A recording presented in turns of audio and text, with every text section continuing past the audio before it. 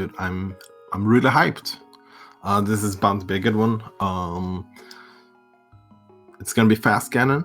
That's the change from the first seed. Because this is game 2. Team won the first one, so it's gonna be interesting to see what they can come up with. But we're probably not gonna have to see Gannon's tower at least.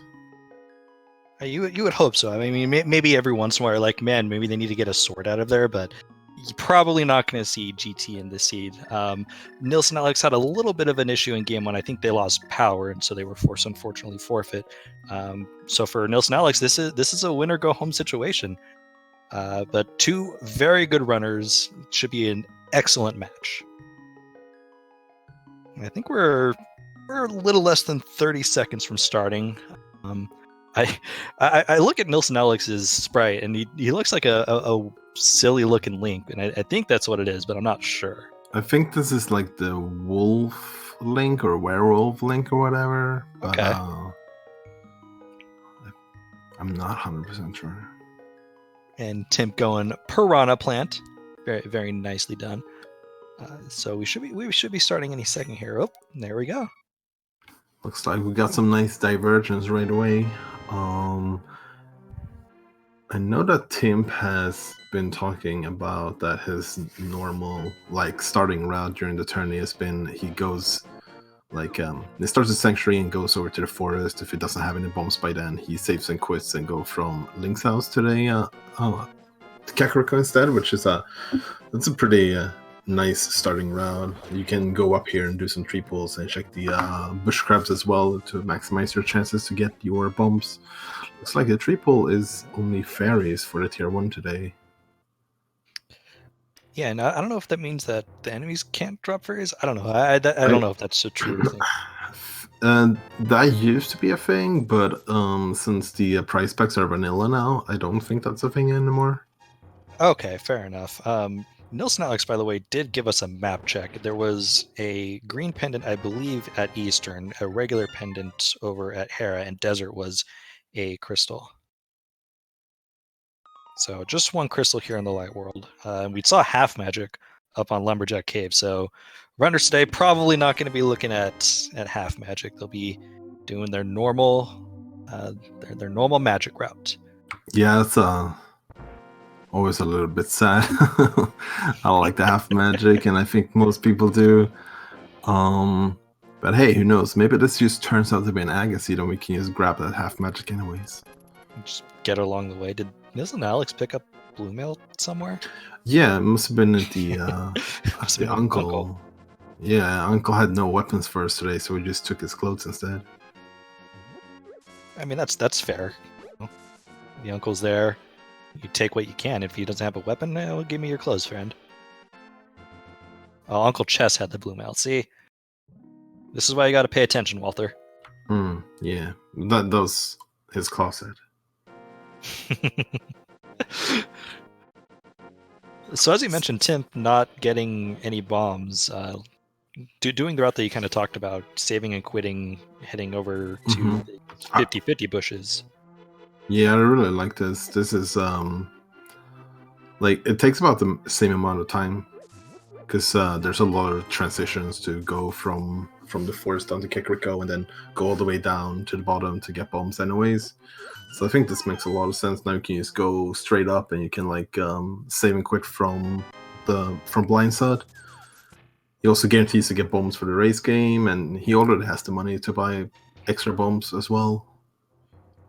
Yeah, Tim getting luckier than I do by, getting 2. I think it went 2 for 2 on the 50-50s.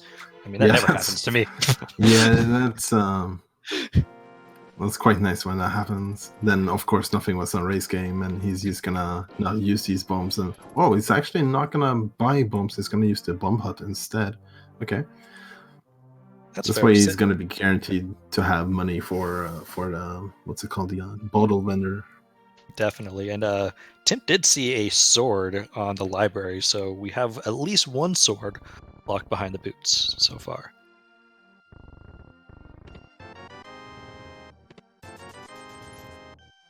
Oh, look, a moon pearl in Lightworld. Who would have known? I mean, it's not It's not always it's in the light world, but I mean, yeah, if I were most a of the gambling times it fan, is. I would be like, yeah, it's probably in the light world. And did Yeah. get an ice rod also, so no ice rod hunt, and that also probably just means we're looking at a pendant turtle rock because that's usually how the game likes to do us. Mm-hmm. And we can see like Team Surround already paying off a little bit because Nilsson did not get any bombs in the Blind's hut, and if he doesn't get any bombs here as well, which he didn't, now he's gonna have to double dip both of those locations. So Tim's Kakariko is gonna be more efficient. Yeah, it's very interesting, especially since usually when you do the uncle routing, you're more likely to have a bomb. So a little unfortunate for NilssonAlex, but as you said, very good for Tim so far.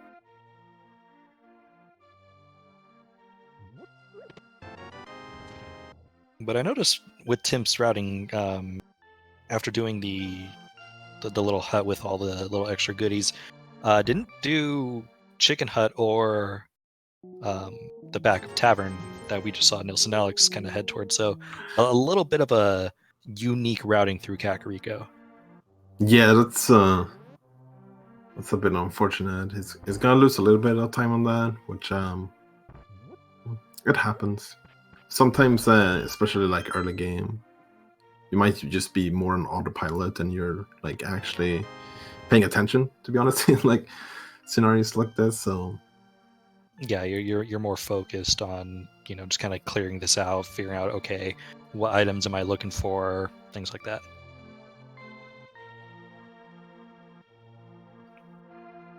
So 2 pendants in the light world means we're going to be seeing a lot of dark world dungeons, and you can already kind of think about okay, what items am I going to be looking for? That ice rod, because we've already got 2 pendants in the light world, actually could be very nice because the chances of Turok actually being our 3rd pendant pretty low. yeah, you kind of hate to see too many pendants in the light world, just because like all the light world dungeons are usually faster than the dark world ones. I mean, if I see 3 light world pendants, I really want to see Moon Pearl on the pedestal, but that I haven't seen that yet. So Yeah, that's the dream. When that happens, we can just retire from Link that's to the it. Past all in all. Yeah, all the restream channels are gonna die, and it's just over. There's nothing left to do after that. So Tip is now heading up to Uncle. Not sure if they're gonna attempt to escape. 6 bombs. You need 5 of them minimum. But with the ice rod, you can kill. I want to say it's the blue guards. Yeah, the blue guards gets 1 KO'd by the ice rod, which is kind of neat. So yeah. So I mean, and it looks like that's what Tip's gonna do, which is that's a play this early on. Mm-hmm. Yeah, I mean he's only gonna need 1 bomb for the entire escape, so it's gonna be interesting if he decides to go for the dark chest though. Probably only does that if they find both the key and the map. But going through the dark rooms with nothing but the hookshot can be a little bit tricky sometimes. Yeah, I agree that unless they find like a lamp mirror here, you're probably not doing Dark Cross until you find a glove to maybe couple it with the back of escape. Oh, he's actually gonna go for the bomb, so he might not know about the ice rod, or he might just not have like put 2 to 2 together already. But I mean, this works out as well. It's just gonna end up being a little bit slower. Yeah, Tim still has enough bombs to pull this off, so it's not that big of a deal. Meanwhile, NilssonAlex following the customary route, kind of after Kakariko, you go ahead and check out South Shore. Finds a sword, so we have 2 swords already in the wild.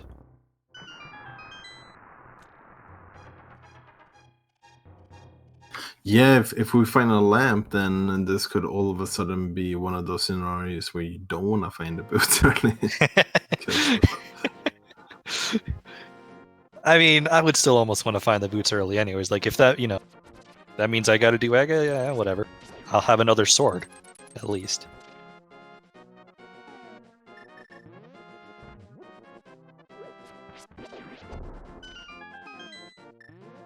NilssonAlex giving us a chunk of the stun prize. It's just vanilla, which is a single rupee.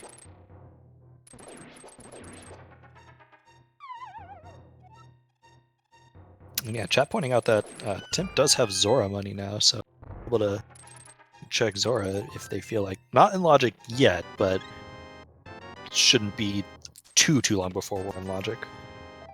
Yeah, and also having the Moon Pearl, that is definitely gonna make the fake flipper quite appealing when we're getting over to the South Shore.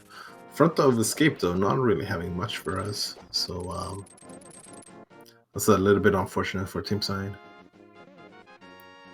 And except for that sword, I mean, we haven't seen much in the South Shore as well. Yeah, Mini Moldarm Cave, just a bunch of nothing. And so really, this overworld has been kind of bland. Like our early game here, a little bit on the empty side. And without a glove or a lamp, something that could give us access to more locations, really, we're looking at Sahasrahla Eastern and Agina's Cave. That's all we have left in Logic. Yeah. I think NilssonAlex is interested in Sora as well. He's really close to the money. We could even see him just like spinning around in the grass there a little bit, getting a couple of extra rupees, but he's just shy of that right now. But he is walking out of here, so he's probably gonna go for it anyways and just hope that one of these free locations coming up is gonna have enough money. We can see him kill some enemies as well. Just maybe get enough money at the time he gets to Sora.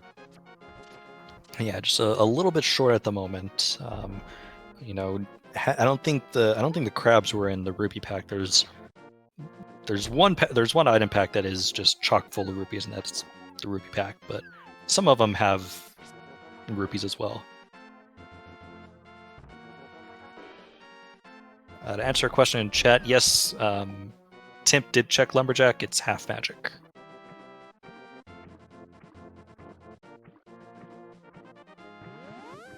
Oh, and Nilsson actually skipping Hobo, which is a little bit risky in one sense, since he's looking for enough money for Sora here, but he could still get it from the waterfall.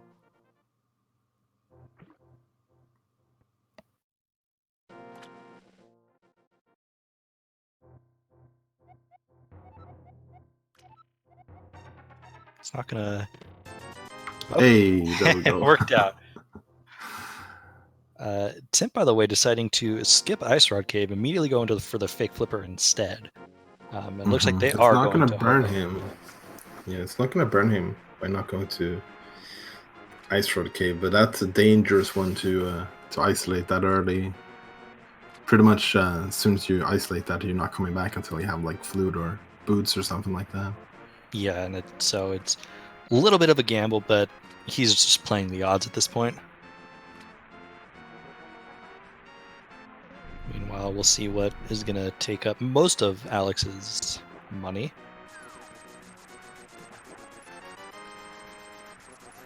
I feel like it's the good boomerang. Yeah, I mean, with everything that he got from South Shore, honestly, he could have almost just reset and have more money after all that. Maybe save his money a little bit. He would just need to have gone and grab the sword again. Oh yeah, right. Okay, well then it's not worth it.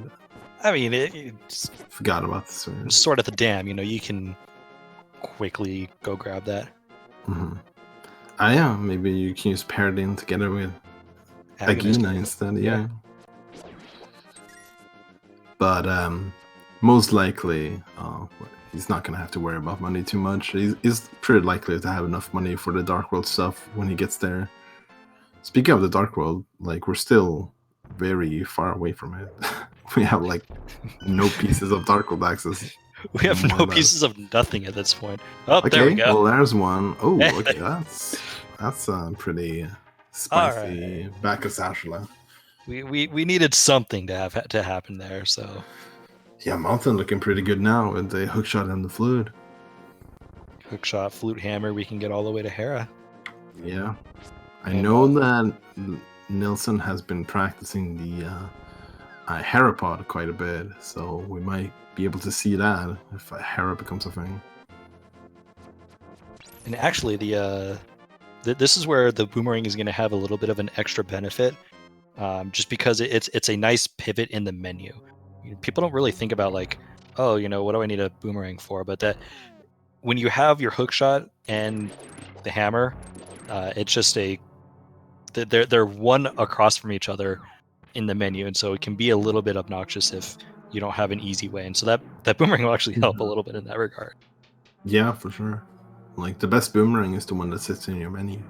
Pretty much. But NilssonAlex choosing to go into Eastern Palace. I think overall it's fine, especially as a pendant. It's kind of a, if I have to go in here, let's go in here early kind of thing. Yeah, it's gonna be interesting to see if Timp goes the same route, or maybe he'll just dip out and head up to the mountain instead. With the flute, it's really quick to get back here later on if you have to. But yeah.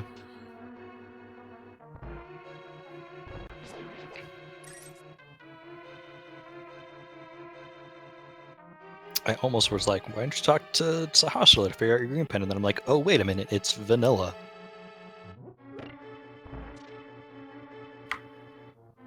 I've played too many just like that keys vanilla flute.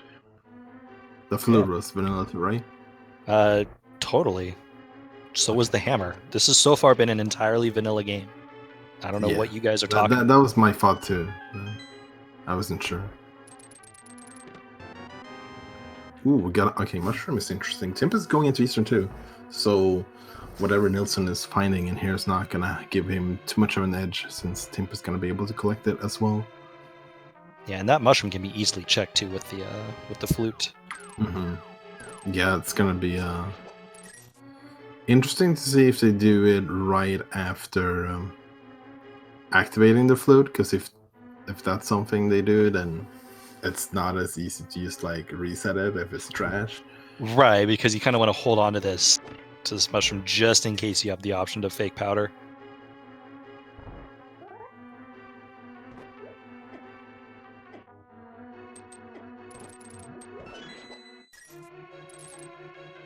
Chat over here confusing me, thinking Timp had a master sword. We know where two swords are. We only have one right now. Yeah, I think he has a master sword on his tracker at the moment, or on our tracker, so that might be it.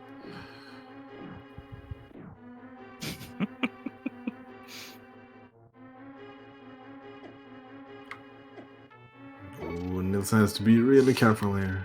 Yeah. Doesn't have too much health to do he got the damage boost. And the cape. Ooh, okay, a cape. That's, maybe not exactly what we wanted to see, but it's not logic yet. But as soon as we find a lamp, all of a sudden the cape is in logic, and cape plus lamp is I expect we're gonna find. We're gonna find a lamp here on the mountain. Yeah, that's looking a bit more likely for sure.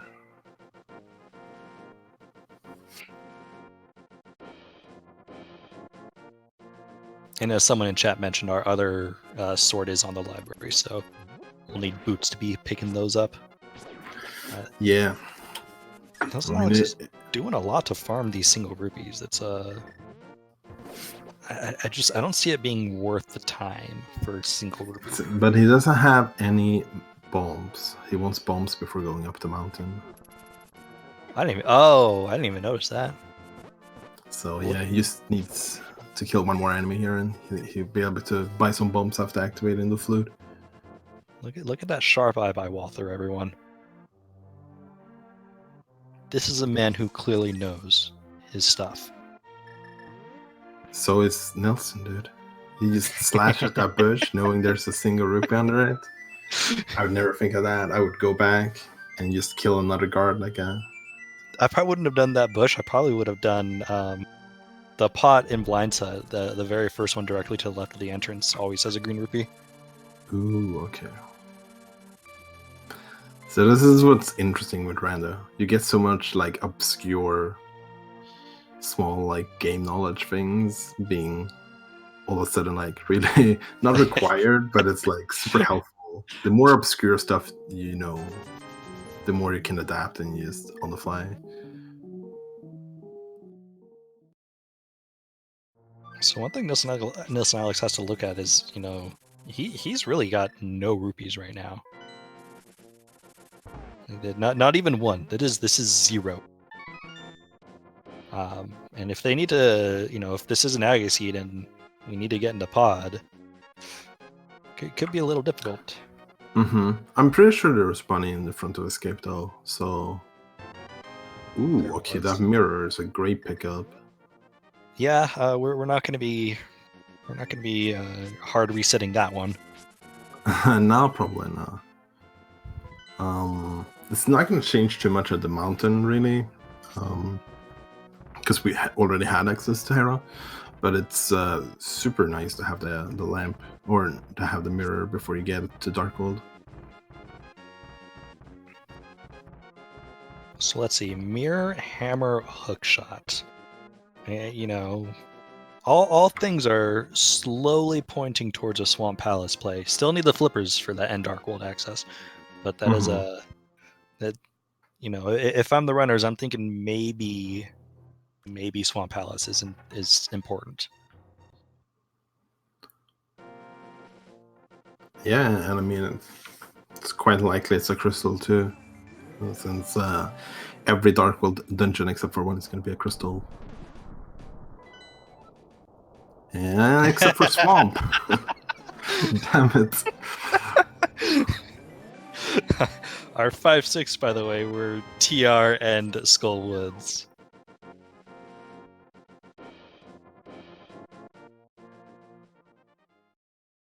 It's because we talked about it. I'm just going to put that out there. Yeah, the game knows. Timp is going for the old man, which is pretty usual to do when you get up to Darkwold, or to the mountain, I mean. But Nilsson actually skipped that, so we'll see. Maybe he'll do that a little bit later on. It's not like it's nice to have the same equip point up there, but with the flute, it doesn't. The same equip point doesn't do too much. And Nilsson is gonna go for the Harapot, suspected earlier here.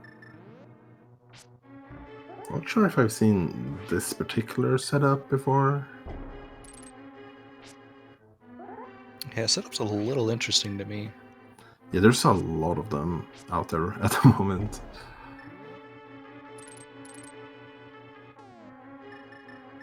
Yeah, only gonna take a couple of cracks at it.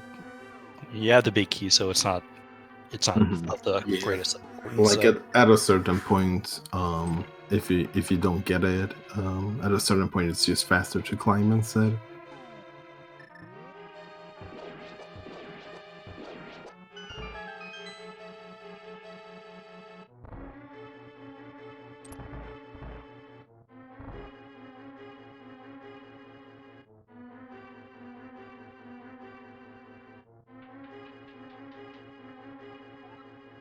I've seen one item in here, so only one more to look for. Yeah, it's interesting that both of them. Oh, okay, that's that's not good. I mean, it's good if you want to see Aga, but it's not good if you're the runner finding that and you're like, oh, yikes. Yeah, that definitely puts Aga in logic now. But we're still also only a glove from Darkworld access as well. Yeah, so for sure. You're gonna clear out this mountain. You're gonna clear out front of escape if you're NilssonAlex. I don't know if you go as well. You have the flute, so a check of Agina's Cave is actually pretty easy. Yeah, and you could even like there might be a small key in the Dark Sewers chest as well, so back escape can be in logic too. Or you could, if you really wanted to, you could steal the first key and then go to the back escape and then use mirror and do the rest of the front. That would be an interesting play. Just imagine like a glove in the back or something. That would be pretty game changing. I know.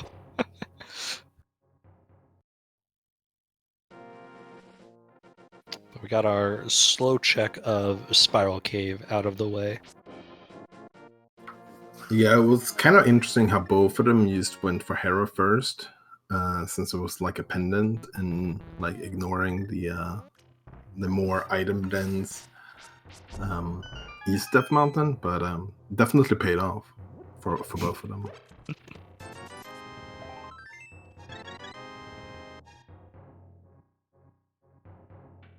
First two checks, a whole lot of nothing.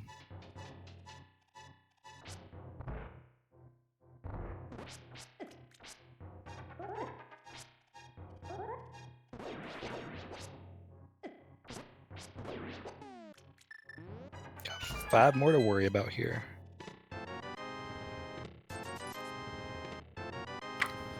Ooh, okay. Well, that's annoying.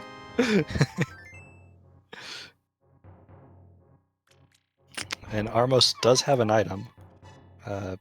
Combo that with Green Pendant. There are 2 items there now for Eastern. Yeah, that's really a bummer when you already dipped it. Like Nilsson doesn't know that Timp did it too, and same with Timp, he's not gonna know that Nilsson already did that, so it's not gonna be a time loss for any of them if they go back in there both. But yeah, it doesn't feel good when you're like early route doesn't pay off in that sense, and you're gonna have to like start double dipping stuff, or maybe one of our runners or both of them decides to just go for Aga instead of clearing that. Definitely, and I mean at this point, that would almost be my choice, because you can almost combo Pod and Eastern at that point if you do Aga, because we've got the hammer, we've got the bow, we've got a lamp. Once we do Aga 1, assuming that that's where this game is telling us to go, we can actually take care of Pod and then just go straight to Eastern. Mm-hmm. Yeah. One other thing that we got in Paradox Cave, by the way, was the Ether Medallion. So, got to be keeping our eyes out for those medallions. Yeah, that could be very important. We're gonna need minimum 1 medallion, maybe even 2, or maybe even 3, depending on what Ice Pals decides to do. This is interesting. I think Nilsson forgot that he did the uncle check already.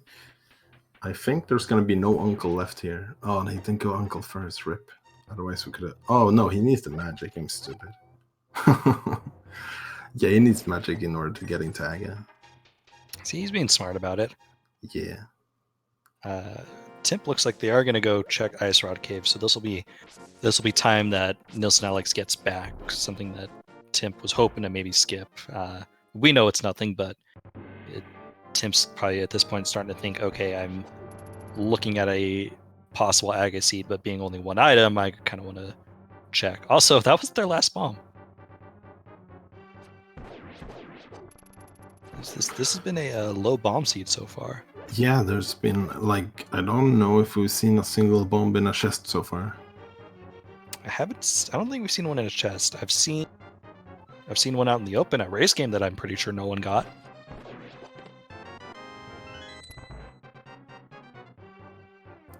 So Nilsson is not gonna steal the key, but he will most certainly at least check the Dark Sewers chest before Aga.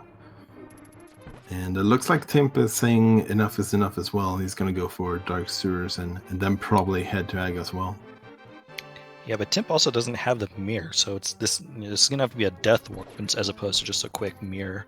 Oh yeah, well no, I'm pretty sure he has the mirror. He did Hera before East of Mountain. Well, the mirror's on the mushroom.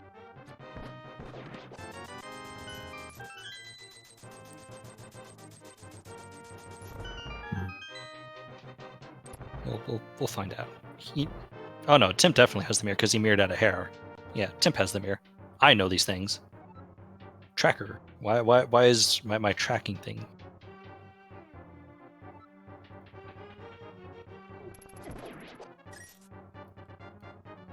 Okay, so that's good news then, because he's definitely gonna want to have that mirror for the Dark World. Now the big question is gonna be, because looks like, oh no, Timp is leaving. It's just you baiting us all. He knows. Yeah, it's kind of interesting because in this scenario, you're pretty certain, or well, it looks very likely that Aga is going to be required.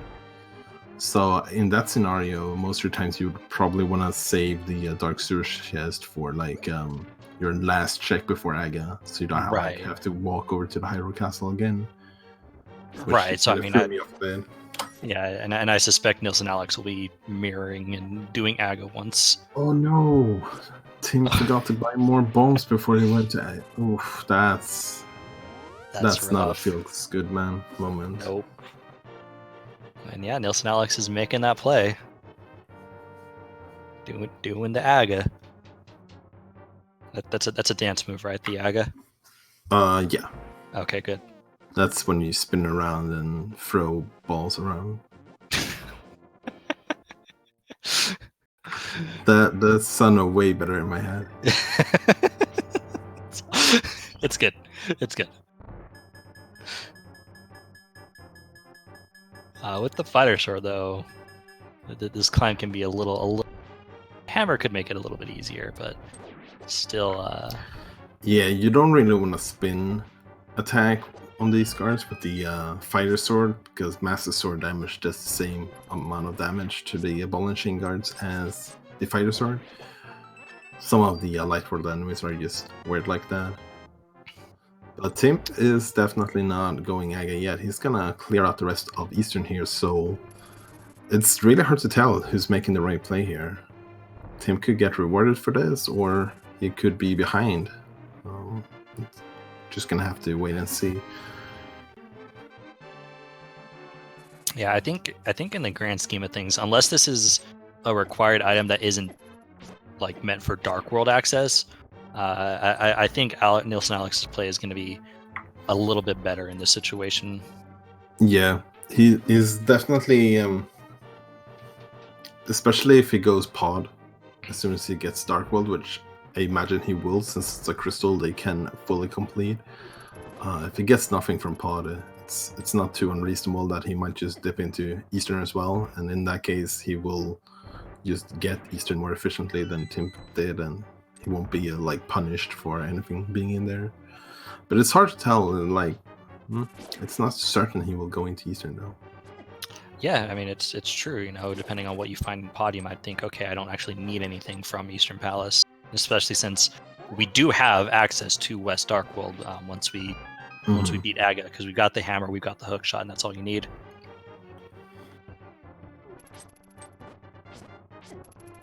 NilssonAlex though has to be a little careful. These guards mean business, and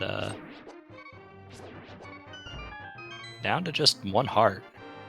Yeah, there's a couple of hearts in this room, but you need to get rid of the guards first. Should be 2 heart containers in here. There's one of them, and the other one is right there. It's a little bit healthier. Yeah, still not quite out of it yet, but should be fine as long as he doesn't like take a fall here on the. Yeah, as long as you don't get 1.0'd here. Yeah. He's being extra careful. He's stunning the guard first, so it's good thinking.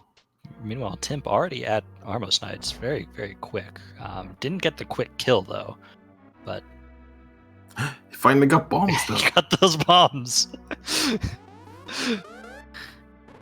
Probably not how Timp wanted to get those bombs, but yeah, he's probably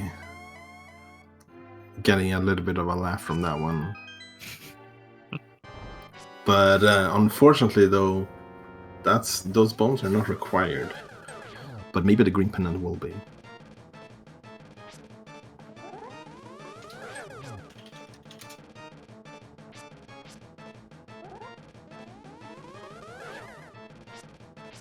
I used a heart piece, so that means I got 100% required in the seed, which all of a sudden gives a pretty big advantage to NilssonAlex. Ooh, okay, Nilsson, please. You cannot deflect lightning. Not a lightsaber in your hand. Oh yeah, he has Oh to be my really goodness. careful now. I would get this. This is just. You can see he's taking like a long. Oh Ooh, that's a no! death. Yeah, that's unfortunate. That's gonna even things out though. Definitely. Nilsson probably doesn't feel like it, but he's still ahead at the moment. But yeah, that doesn't feel good. Usually, if you're doing AGA, a vertical attack like Alex was doing, it isn't good because of those blue balls. You know, usually you kind of want to be horizontal with AGA, because the blue balls will then spark, kind of direct around you, as opposed to having one of them coming directly at you, like NilssonAlex just saw. Yeah, you want to stand pretty close and just stand right to the left or right of AGA, and preferably start releasing your spin before he shoots. That way, you're pretty much always safe from the blue balls. But I can definitely see in Nilsson's scenario when he's only like half a heart from death. Like at that point, you start doing things to be extra sure that you're not gonna take damage, like he did. He stood far away, but ironically, that like put him in more danger. Yeah, I was gonna say, you think you're playing it more safe, but in reality, you're actually putting yourself, as you said, in a more dangerous situation. Yeah, because you're like doing stuff that you're not used to, so you don't really know how to respond when certain things happen.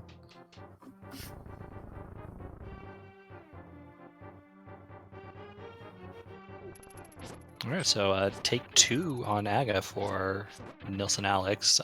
Gonna get a different set of blue balls. So could get a 15 blue ball dream. Maybe. I mean, he only needs 13 here for it to be total 15, I guess. Make it happen, Captain. I'm sorry. All right, that was very bad. I'm sorry. He will not have the same amount of blue balls this time around as Timpa's gonna have, because this is the refight, so the RNG is different now.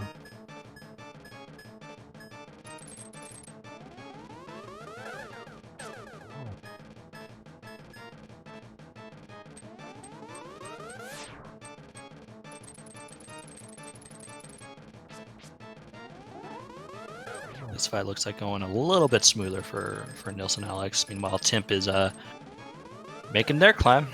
Yeah, we're gonna have to ask Nilsson after this game if maybe he misremembered and thought it was gonna be like another energy / blue ball coming, or if he just like didn't anticipate how much damage the lightning was gonna do on him, even though he had blue mail. I can tank this. Yeah, because it definitely looked like he was tanking it on purpose. There we go. Aga is dead, and Nilsson's gonna be first one into Dark World Access. And you'll notice the Ganon hole already open. That's because this is a fast. Not be needing to do AGA 2. Yeah, you don't want to be looking off screen at your track. You're just holding down there. We don't want to fight Ganon quite yet. Ganon's gonna look at you and be like, what are you doing here, buddy? It's a little too early for you. Ganon's probably having like dinner or something. What do you think Ganon eats? I was just thinking about that when you said it. I mean, pigs are kind of notorious for eating anything. That's true. Maybe I'm gonna go dark. He's just eating the king. He's the new king now, right? Wow. The king is dead, right? I mean, in the intro part, you just see essentially a skeleton sitting on the throne. So, yeah, Right? I'd imagine so. Can't let that all fine meat go to waste. Tim missing the first AGA ball.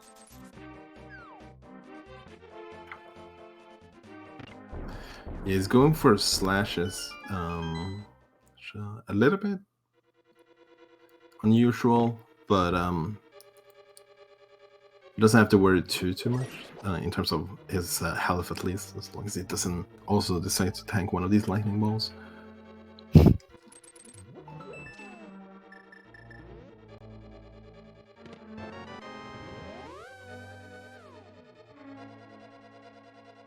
NilssonAlex now in Palace of Darkness, by the way.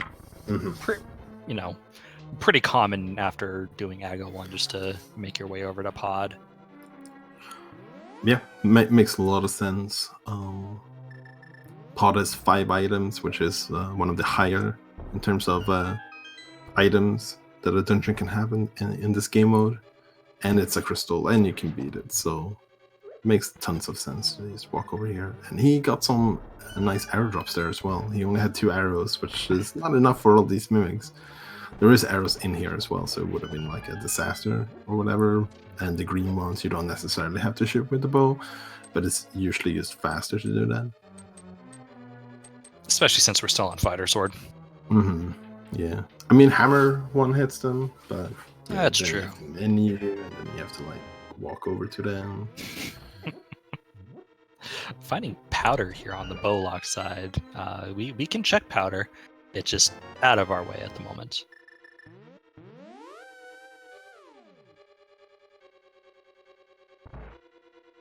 Palace of Darkness, by the way, for those of you who don't know, 6 small keys in the entire dungeon. Minimum 4 have to be in this front part. So we've seen 1 non-small key. So we are guaranteed, like I said, at least 4 small in this first 6 chests, the so-called front of Palace of Darkness.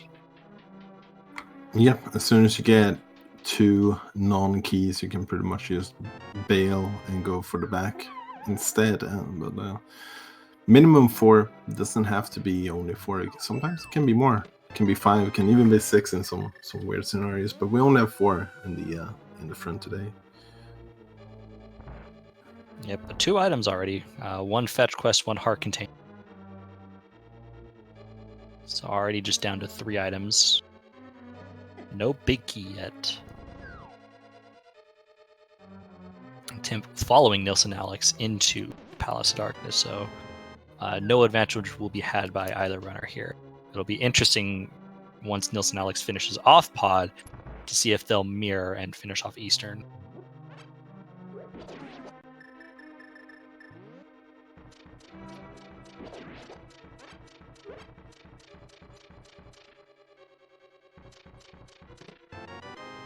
Oh, there's our big key.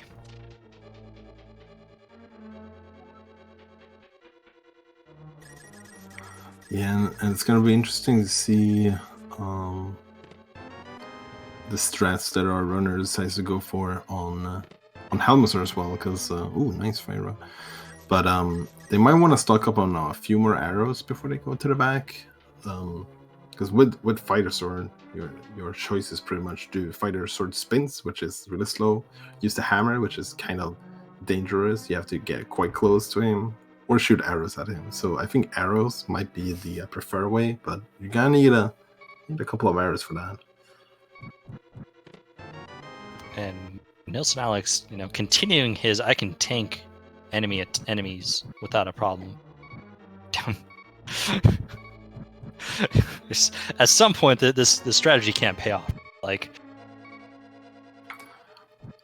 Yeah, this time around, he was already kind of low on health, so instead of mirroring, he can just take a death warp, refill his health before the back.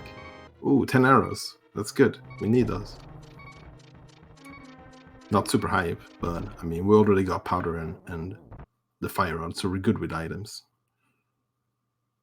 Yeah, that fire rod actually comes in at a pretty good time, because without a glove, you're kind of going to be doing a long dark world, and so the ability to complete Skull Woods will actually come in, would be really beneficial for both runners.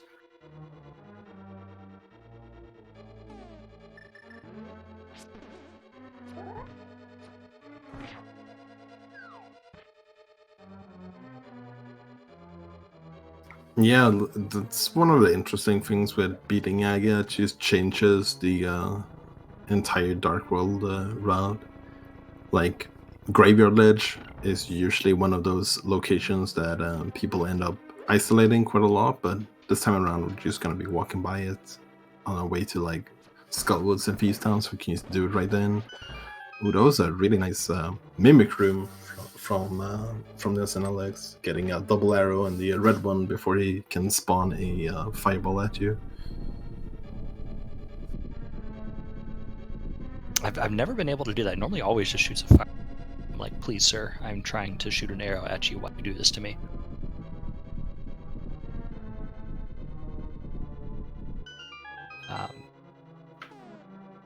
One other, interesting thing that can happen here after NilssonAlex does pod is that with the hammer, they actually do have a choice to head to South Dark World, head over to the Swamp Palace area, check out Hype Cave, do Cave 45, Stumpy, and the Dig Game.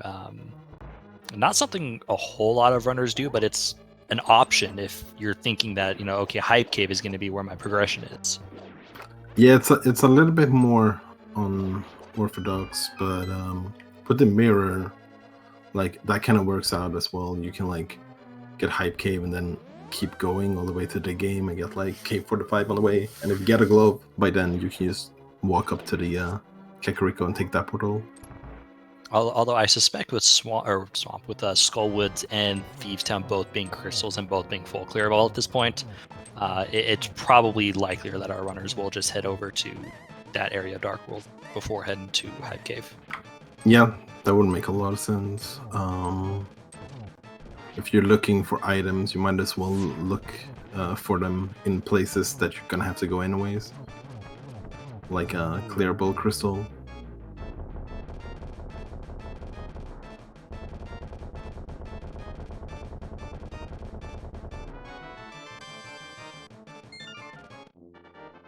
Our chat coming up with some interesting potential GT big key locations. I mean, all that's fine, except we're not going to be needing Ganon's Tower in this seed at all.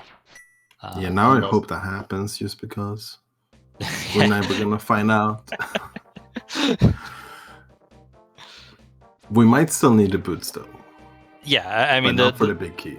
The initial part of that, the 4 bottles in GT and the sick kid having boots, that's still a possibility. But with outside of that, with a sword being on library, even if you only have fighter sword going into GT in that scenario, you would still be in go mode once you grab those boots. Yeah, so this seed is a fast Ganon seed, and the wording of that can be a little bit misleading sometimes. It doesn't mean like you can. It doesn't necessarily mean that the seed is going to be fast in any sense whatsoever. Pretty much what it means is that we're not going to have to beat Aga 2, and since we don't need to beat Aga 2, we're not going to have to do anything in Ganon's Tower unless it has something required for us. But since there's 7 crystals to beat Ganon, 7 crystals to beat Ganon's Tower, it's highly unlikely we're going to need anything in there. So as soon as they got 7 crystals, they can just go to the pyramid, jump down, and beat Ganon. And Nilsson is going for this play that you were speculating about, just heading to Hype Cave, getting that out of the way first. I mean, if you think the Hype Cave has your progression, this is definitely a good play. Yeah, this is a test to see like what runner still believes in the hype of Hype Cave. Nilsson does, but joke's on him. There's no hype in here. That was a little unfortunate there. But yeah, there could still be good things down here. Oh, definitely.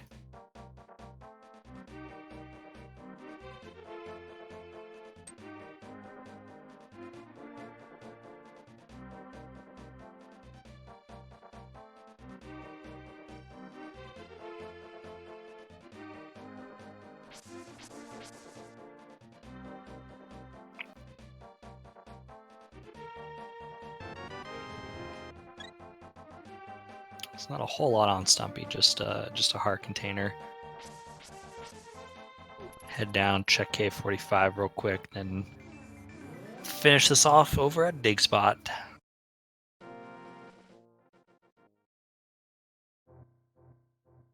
And another heart container, you know.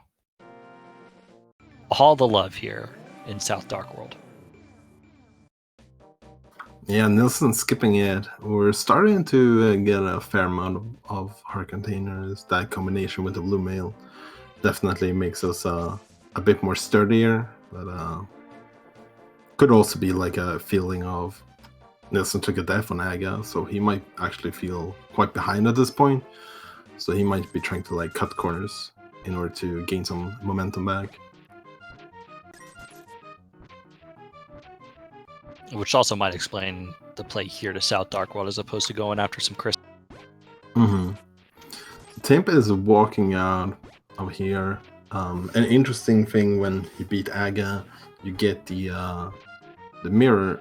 Well, if you have the mirror, you can use save and quit, and you get back to the pyramid instead, which would be faster if you're going for the north route. So he might just be going south as well. Looks like he's going north. Yeah, NilssonAlex saving and quitting because they don't have really. Yeah, so now we can see that in action. He's gonna come back here at the pyramid as well. So all of a sudden, Timp has a bit of a lead here in the very small one in terms of like just heading towards the next progression. Yeah, but NilssonAlex will make up some of that time when Timp inevitably does his South Dark World checks. Yeah, for sure. And so Timp decides to skip Catfish, and looks like Nilsson... We can't do Catfish because we don't have a glove. Yeah, right. Yeah. I forgot about that. Catfish going to be super isolated this seed. Yeah. I know that's not... Walking around in the Dark World. Yeah. Walking around in the Dark World without gloves sucks. Yeah, I know another runner wants to think about isolating something Catfish, but I think you got to be thinking, okay, I can't do it, so my opponent can't do it either. So it's with having Aga killed though, the likelihood of them saving, quitting, and getting back to the pyramid again is gonna be quite likely, and so that makes isolating Catfish less bad. You definitely don't want to isolate Graveyard Ledge in this situation. So both are taking the walk. Yeah, the awkward route into Graveyard Ledge.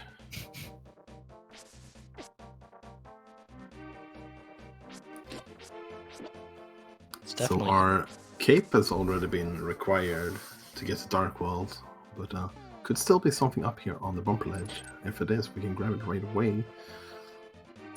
Well, no, we can't because we still don't have a glove. Oh, I hate this glove scenario. Look, it's man. Well, it's required. It's just yeah. We'll come back for that. I mean, Samaria. Yeah, nope, can't do that, NilssonAlex. See, Nilsson and I were on the same wavelength. At least, like, the Canis Maria isn't. There's no reason that you would need a Canis Maria before you get a glove. Really, before you get mitts. I mean, you know, aside from like the quick way to get to the vanilla big key chest here in Skullwoods, you're not really using Canis Maria for a whole lot. So it's not the worst thing. So it looks like Nilsson is going for the back first, while Timp is gonna clear out the front of Skullwoods first.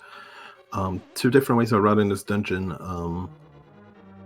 The back one has the highest potential, because if you get both of your items, we know he's not going to get both of the items anymore. But if you were to get both of the items, you could just skip the front entirely.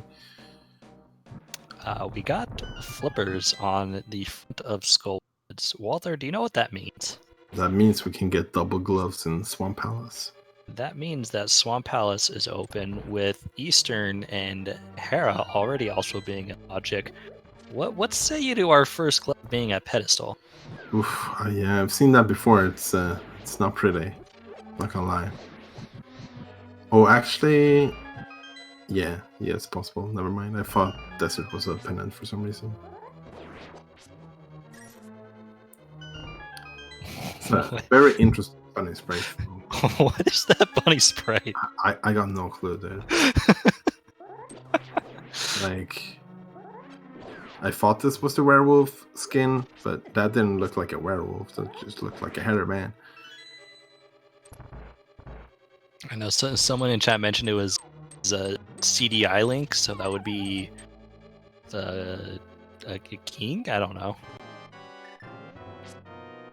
CDI King of Hyrule? Okay, that makes sense. Yeah, well, you better watch out for Ganon then.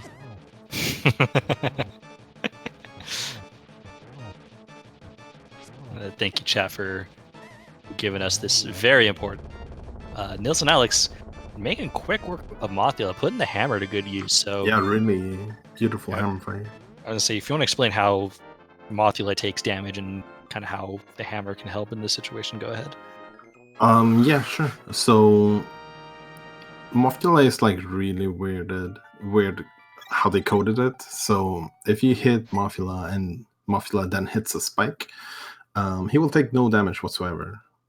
And the weapons that our runners are equipped with, hammer is definitely the strongest weapon against Mothula. It's a bit risky in one sense if you're not used to it, because the hammer hitbox is kind of weird.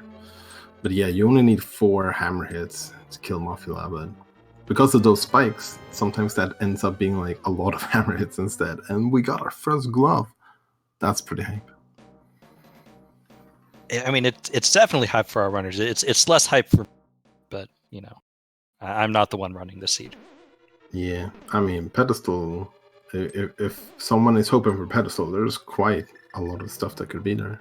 Pretty much everything we need.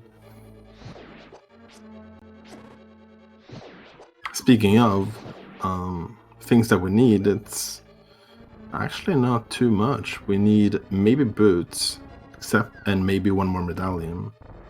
Well, maybe 2 more medallions, to be honest. Except for that, it's mitts. So best case scenario, we're like mitts and sword from Go mode. Worst case scenario, we might need 2 medallions and a pair of boots as well. Yeah, kind of interesting, because I mean, we're here, what, 56 minutes in, and you know, both runners are only going to have 2 crystals. Timp's got to be very careful. Yeah, that's the thing with the hammer. It's hard to get those hits in without getting really close, and when you get really close, it's really easy to just take some damage as well. Yeah, he definitely had the right idea there. He was hitting from like the diagonally above him, which is a bit more forgiving for the hammer hitbox. But Timp having already, well, he has already got both items. Maybe he forgot, because he's going for this chest here. I think this might be heading towards maybe the magic. Oh, the full magic? Yeah, that could be it. Because otherwise he could just leave right now and come back in Go mode, and when he has some more gear, take care of the boss.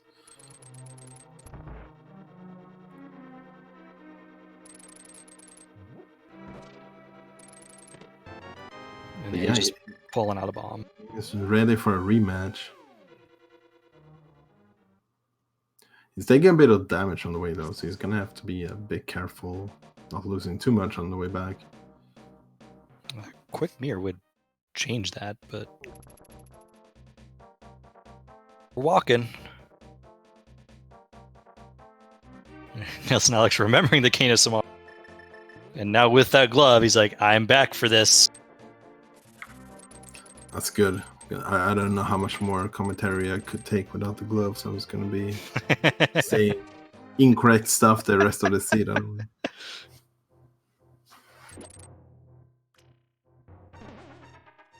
I wonder if this instance, you know, with Tim going to where they did to get the full magic, had it not been maybe slightly quicker to kind of farm this room that they're in right here, because you can get 2 magic pots and then just have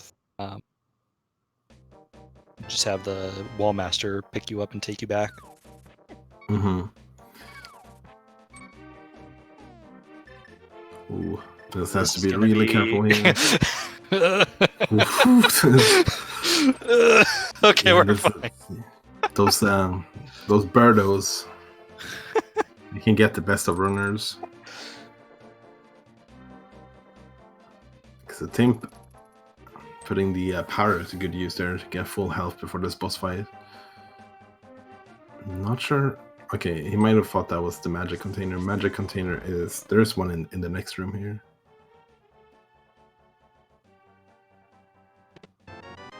Oh, there's a quake. Well, that's good. Yeah, I was like, if you're NilssonAlex, you got to be thinking to yourself, okay, I'm probably going to be okay on medallions, but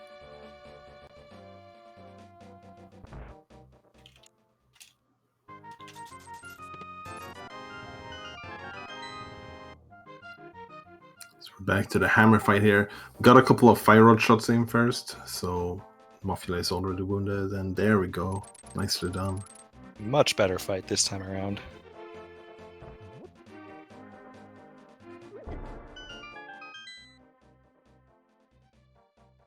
So that's 2 crystals now for Timp to match up with NilssonAlex's 2. Logically, the next place to go to would be Thieves Town. Easy full clear. Yeah. Well, I say easy, you never know with this dungeon. Mm-hmm. I mean, it is... depends on how much you practice it, but yeah, the boss fight is pretty you can set up a script for the boss pretty much, and even if you don't get the full script, if you get the majority of it, then you don't have to worry about too many hits on the boss fight, and you just have to worry about the rest of the dungeon. We saw Nilsson doing the entire overworld of Village Outcast first, which it's a little bit slower than just heading straight in for the dungeon, but it would have been worth it if he found safe boots or something like that, because there's a lot of opportunities to use the boots in this dungeon. That's true, but also for NilssonAlex, this will also complete this section of Dark World, unless we find, say,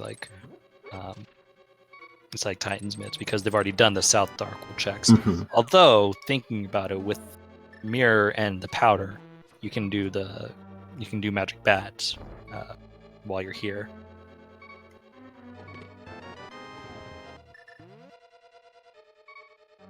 Also gotta say, NilssonAlex, gotta be careful. Sitting on 2 hearts, no magic. I wasn't paying attention. Was the compass big key smoky? I mean, sure. it had. I know it was definitely compass big key smoky. Yeah, I wasn't fully sure, but our tracker is saying, yeah, it was the 4 dungeon items in the front of Thieves Town, which is, I mean, it's a crystal, so we're going to be going back here anyway. But that's never exciting. Well, it's a good thing they have the hammer. Yes. So this room is kind of awkward when you don't have the boots. But Nilsson did a good job. He had the sword out as well in case he got attacked by anything. So he's playing it safe. Yeah. Unfortunately, he didn't have. He could pick up some magic here for the use of powder, or since he actually has a cane, he could fake powder later on to get a fairy before the boss fight. Yeah, people might not know this, but you can actually fake powder with real powder. It's not just the mushroom that does that. Yeah, it's like doing the fake real flippers. Oh, there's our boots. That's good. So now we're actually legit. Very, quite likely to just be mitts and a sword from Go mode. Well, we know where one of those swords are. You've got the library. Okay, so I mean, this could be a mitts Go mode. Oh boy. Yeah, this is really interesting. Mitts for Go mode is pretty much the best Go mode item you can get in a normal game mode, because it just means that, like in this case, it would mean that we get to Go mode minimum 3 dungeons, and we could skip like all the myths related overworld stuff.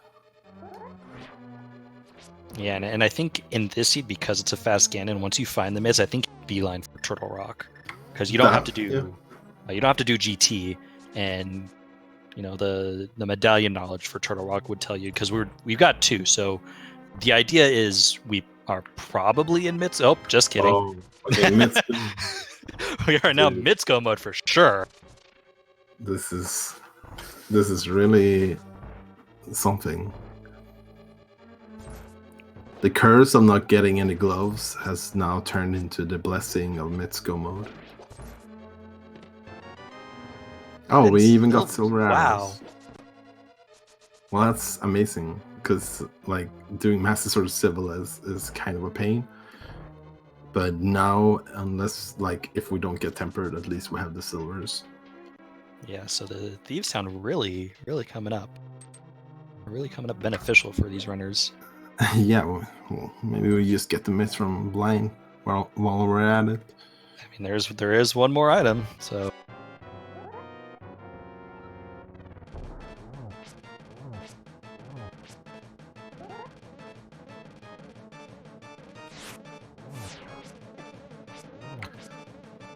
So Nilsson going for that blind script didn't quite get it.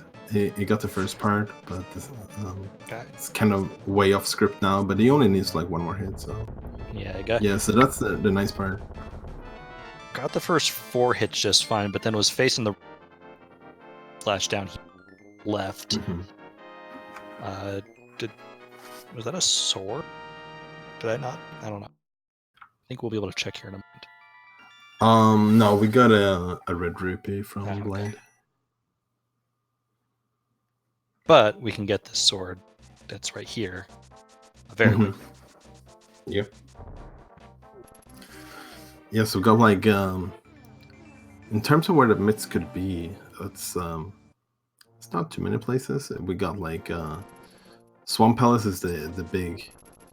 Swamp Palace is the big one. The big one for sure. We got both Boots locations, the King's Tomb and Bonk Rocks, and then we got Powder, and then we got Pedestal, and I think, Catfish as well. We have Catfish. Back of Escape is now open. Back of Escape is open. That's true. That's gives you more incentive to head over to those Boots locations. Cape, Hammer, Glove gives a Spike Cave. Mm-hmm.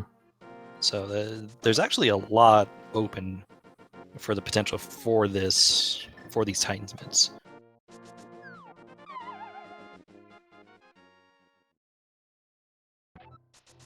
And yeah, as you said, with the Back of Escape now being a potential play, it definitely the is one that I would probably maybe do before heading over to Swamp Palace. But it could just be Swamp Palace, I don't know. But yeah, if you're heading over there, you probably want to try and get back into your Dark World portal first, so you can guarantee to get the King's Tomb as well. Definitely. Timp, by the way, also picking up their silvers and Bombos medallion. So, yeah, at this point, it's really just a race for Titans mitts. Yeah, and Nilsson is heading up there again, since he has already done the north part of the Dark World there. Timp has not, so Timp might just head to that area instead and get basically nothing from that.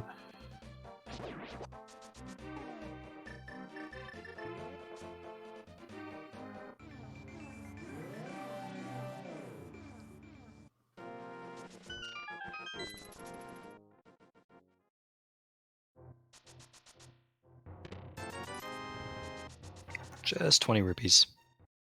So depending on, I wouldn't go for this now, but depending on how comfortable you feel with Master Sword Ganon, like if you don't feel super comfortable with that, I think going and grabbing that half magic on lumberjack ledge would actually that could be a legit play, like, because then you could use pretty much cape through the hard parts of Ganon. But I would probably not expect any of our runners to go for it until we know what kind of sword scenario we're in when we are in go mode. Oh, definitely. But I mean, you're in the area at this point. Really, if you're not going to get half magic now, I don't suspect you're going to be getting half magic, period.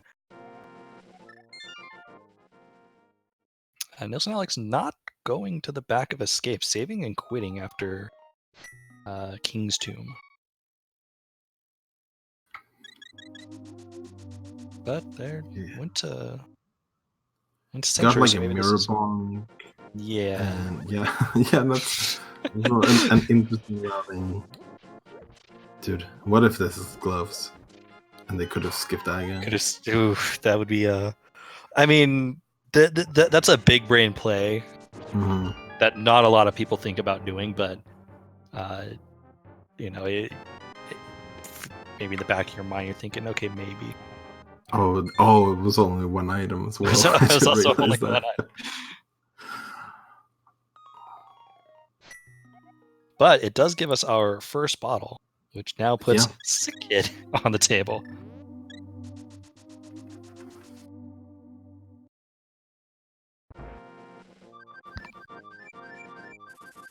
This will be a quick check over. Yeah, just get this out of the way.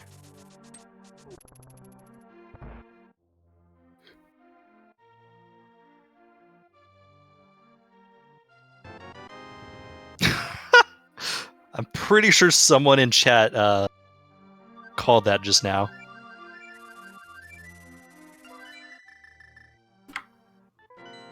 I'm sorry, I looked away for a second. What did we get? We got the book from Sick Kid, which someone in chat was like, "Oh, I hope this fetch quest leads to the book." Yeah, that's okay. I mean, and I like this play over Swampert because again, it's a crystal. Yeah, makes sense. It's a crystal. You're gonna have to do it. Unfortunately, though, that book just puts more out of the way options on the table in case it's not.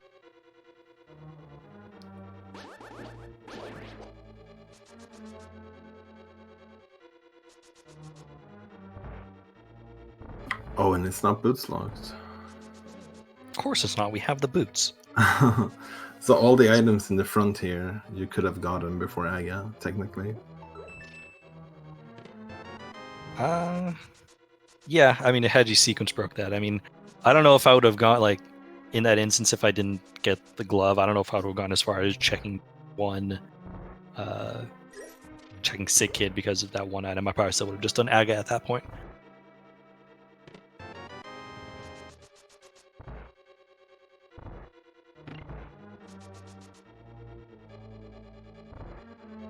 So at this point, if you're Timp, you're in the area. I'd imagine you're heading into Swamp. Yeah, then that would make a lot of sense. He's walking out of here as well, which kind of indicates it. So definitely have a diversion coming up here. Oh, okay, he's mirroring and maybe fluting somewhere instead. All right, well, I clearly am in the wrong here. This is why I'm commentating. I mean, it's not really right or wrong per se. No. It's more of a what should I do next?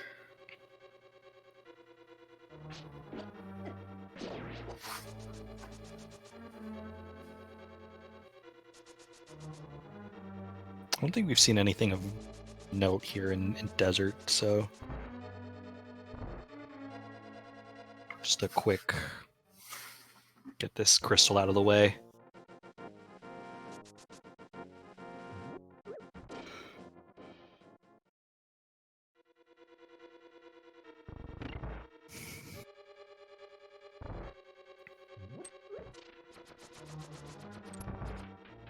And I wonder at this point if, both runners, you're thinking, oh, man, like, we're an hour and 12 minutes in.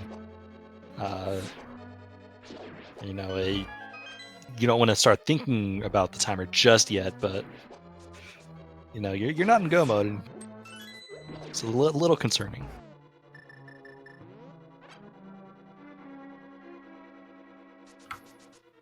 Yeah, I mean, there's still both of them have still done pretty good progress during that time, though. They got like 3 of the crystals done already.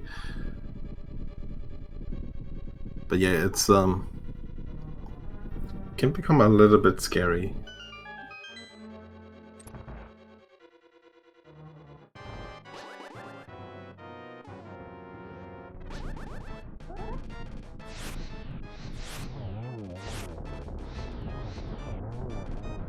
NilssonAlex going for the fire rod strats. Took 2 of them out. Only takes 2 fire rod shots for that. Pulling out the silver arrows, the last one. Good backup.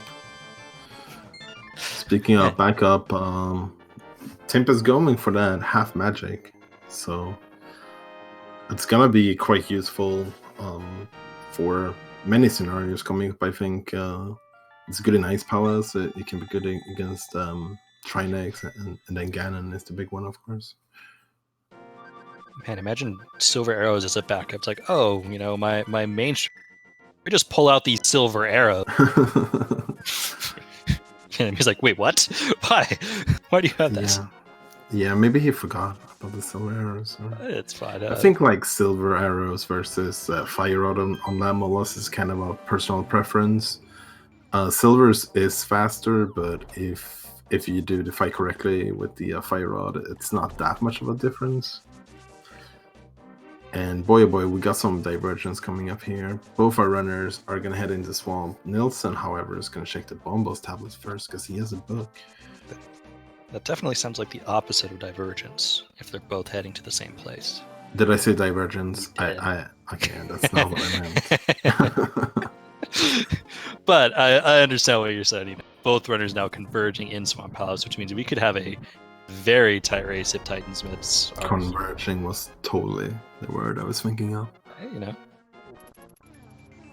It's what? It's 1 o'clock, 1:30 in the morning over there? Yeah. So it's prime time. So you say. NilssonAlex picking up their second bottle.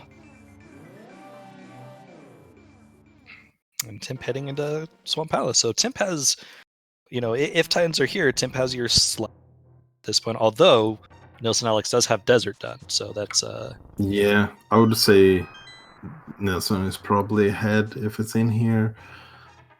And there it is. Okay, time to go. Yes, it is go mode. Yeah, this could be quite close. The big question marks is: are we gonna get a sword? How much extra chest are these runners gonna look for swords in the remaining dungeons in go mode? And then, like, that half magic could honestly be a boost as well for Timp making certain things faster. He could like fire rod down the cold stare really quickly, and he could use the cape against Ganon, making the Master Sword fight faster as well. Yeah, definitely. So this is going to be a really, really fast end of the seed and a very tight end of the seed. So don't want to go anywhere for sure.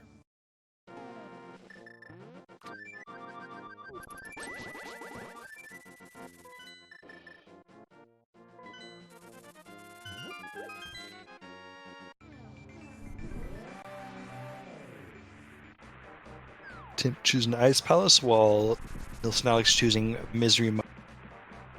Both are going to be really quick because for Timp, half magic and Ice Rod will melt Cold Stare.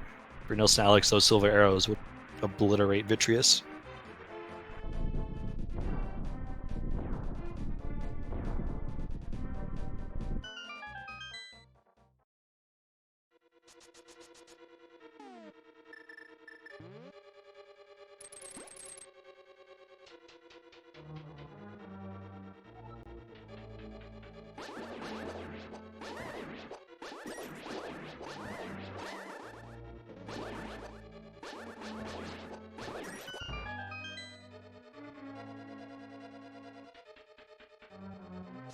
I'm going to see just how fast Ice Palace can be when you're going.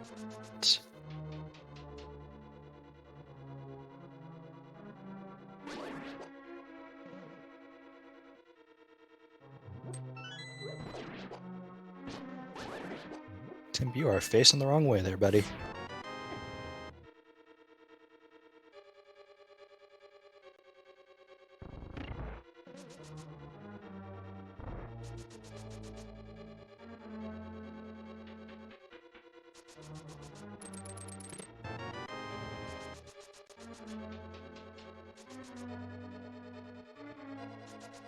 Timp having a little trouble here with this. Yeah, and okay, this is interesting because he didn't grab the first chest, correct? I don't know, honestly. I don't think he did. So if he's gonna do this dungeon now, he is gonna have to grab the big key, which could be Is pretty that much anywhere. And worst case scenario, it's in the front. right? So we'll see how this goes. Yeah, that's gonna if Nilsson does the bomb jump, then that's a major time save he can expect in Ice Palace. And on top of the big key, we'll need at least one small key. Oh, Oh, there's your small key. there's a small key. I'm not sure with this routing. Maybe Tim hasn't realized he needs the big key yet. He definitely probably got to that realization now. I was gonna say, looking at that big key door, he's probably thinking, "Oh wait, I actually need the big key." Yeah, so it's a bit awkward. NilssonAlex, by the way, doing the cutscene chest as opposed to checking some other checks here. There was just the compass on the room above the torch room, which doesn't indicate that this is going to be the big key. It could still be the big key, but normally when you do that in the room above the torch, if it's a small key, then this is guaranteed key. But it turns out it was not the case this time. Also, Yeah. rip shieldless run. Maybe for Tim, who knows? But yeah, this is for both of our runners. Honestly, it's a little bit, especially for Tim, but for Alex too. It's kind of nightmarish when you're in go mode and then your go mode dungeons ends up like taking so long, and you're like, oh crap! I could have cut some corners here and there. Yes, this is unfortunately going to be the worst mire for NilssonAlex, getting a big key in the last possible chest for them. Yeah, so it gives Tim some chance to have a faster mire.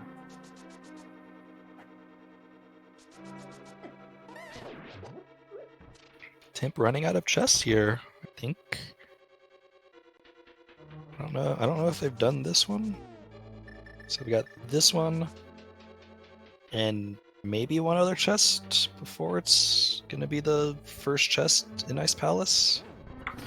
Yeah, that's you hate to see that. He's mirroring now, so maybe he already did check that other chest, so maybe this first chest has to be the big key. Yeah, so pretty much needs to do Ice Palace twice. Yeah, that's really unfortunate in this situation.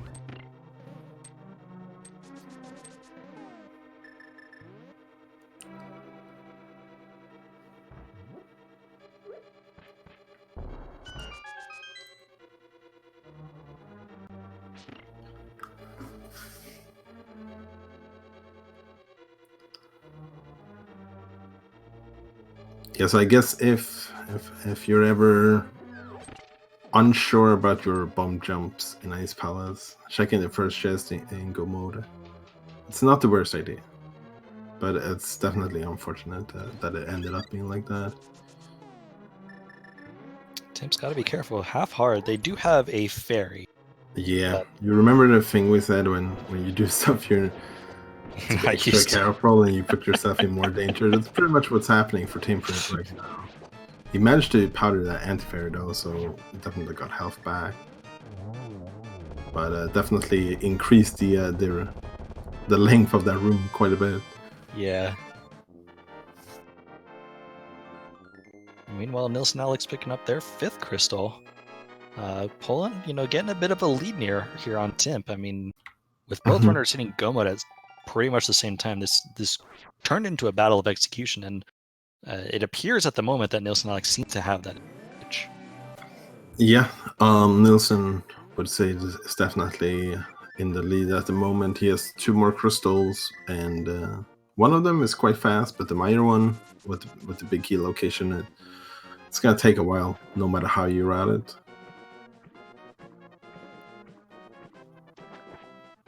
This conveyor belt is not playing nice. Not today. This time around, there's no need to worry about the bomb jump for Timp. Since he already has the big key, has the small key, you can just skip that entirely.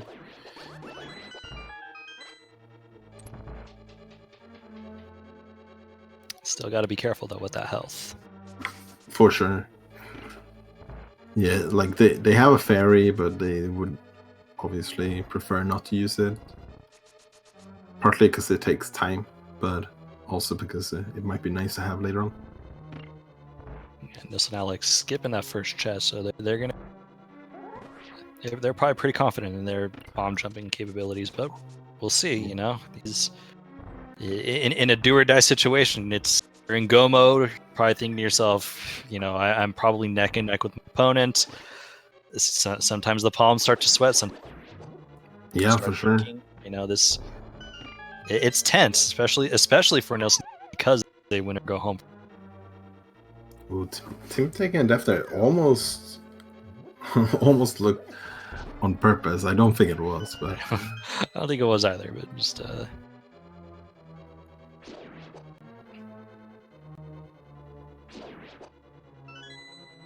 yeah, I've played this game for like 2 years straight. I still mess up the bomb jump quite a bit.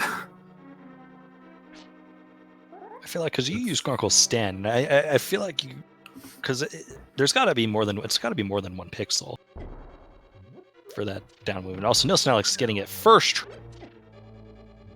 Yeah, really nicely done. Yeah, the first pixel has a bit of leeway. Second pixel, you have to get it perfectly. Nice little bomb strat right there from NilssonAlex.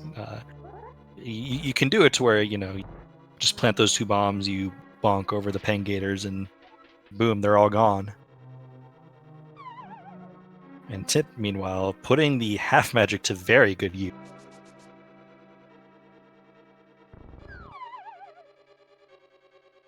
Getting their 4th crystal.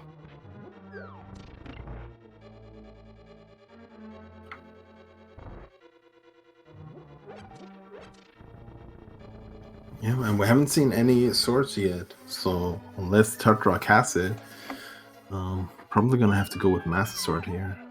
It is possible that one or both of our runners decides to check Super Bunny Cave or at least Hookshot Cave. It's pretty fast to check those, and if you get a sword, that could be worth it.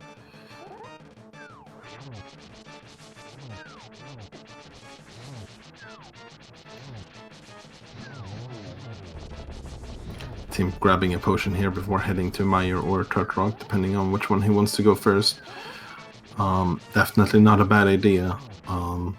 Those are some of the harder dungeons. Oof, Nilsson taking a death, but I think he has that fairy as well. I think they've got that fairy, but that no longer takes the safety out of the equation, and still have two cold stare puff balls to deal with. Yeah. Oh, nice one use. Yeah, that was a really nice use of his iframes he got from the resurrection of the fairy. So he has 4 hearts. He can still take one more hit, but he doesn't even need to worry about that. So tense moments for both runners. Nilsson dumping the bee, saying, "Get out of here." I've never seen the bee attack the crystal before.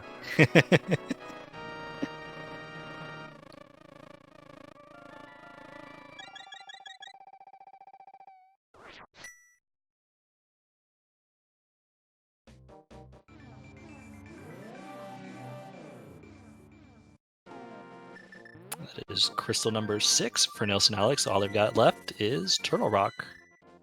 Yeah, and since we killed Aga 1, as soon as we get our 7 crystals, we could just save and quit in order to get back to the pyramid and then head straight into Ganon. However, that would not let us have full health jumping into Ganon, so we might see our runners actually avoid that instead, because Master Sword Ganon, it's a pretty rough fight, so just floating and then running up there to the Dark World portal at Hyrule Castle might be the preferred way instead.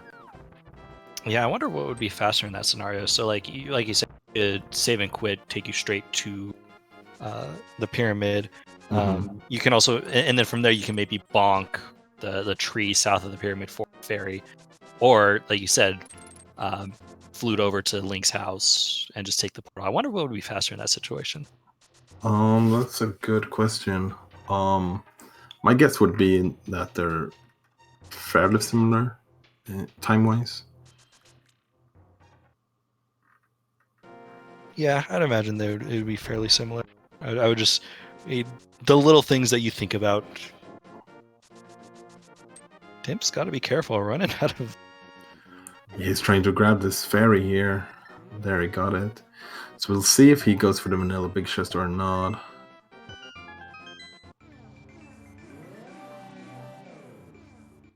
Because a common strat here, if you don't get a small key here, is just to go for that chest next to the big chest instead.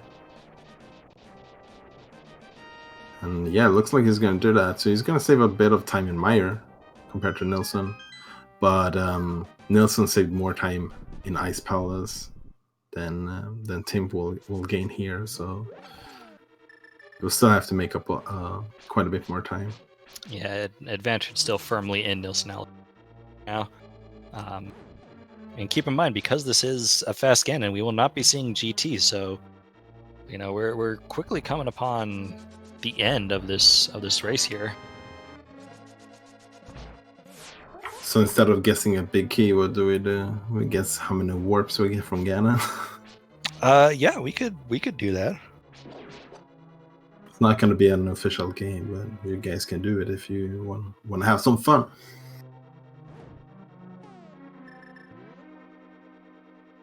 So that's a number between 0 and like infinite numbers. Yeah, I was gonna say. I mean, you could just keep going. This seed will never end.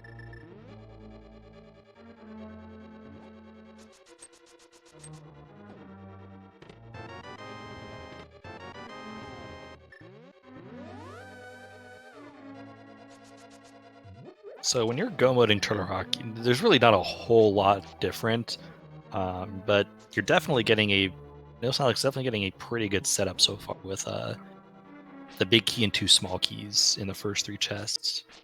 Yeah, that's the absolute best case scenario. At this point, you would pretty much always skip the vanilla big key chest and the big chest. There is still a little bit of a risk that could bite you, but the playing rando, it's all about risk assessments. And oh, there's another small key. Crazy. Oof, that's a death though. No fairies either. Luckily, he wasn't too far in, so it's not going to cost him too much. Those change times were just being brutal for NilssonAlex. But at this time, like I think both our runners are sweating quite a bit because like Nilsson died to Aga, and he's definitely had a couple of other things that might not be like optimal, or like that he might not feel too good about. And Tim definitely had some of those issues as well, with like clear the green pendant for nothing, pretty much last location Aga, and the whole Ice Palace thing as well. Tim's got to be careful here, and the silver arrows, okay, we're fine there, but was down to 2 hearts. And actually, going back to go moding TR and on NilssonAlex's side,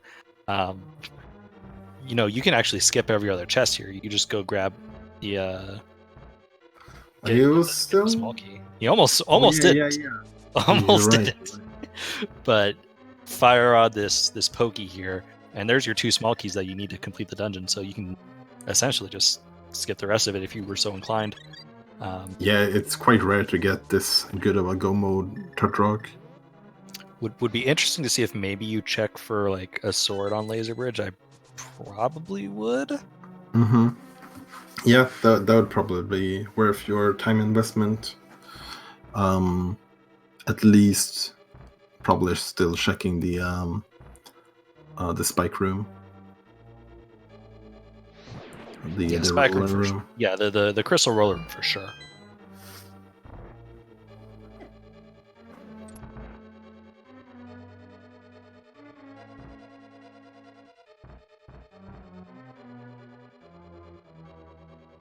Yeah, Nilsson, to enter chat, NilssonAlex did buy 2 blue potions.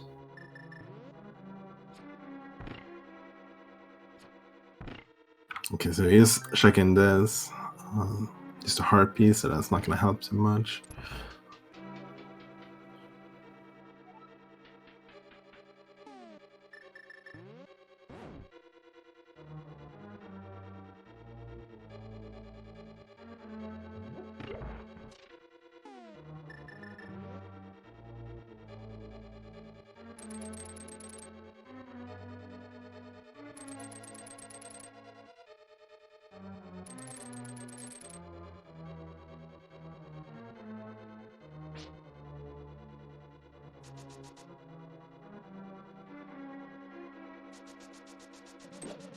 So we'll see here.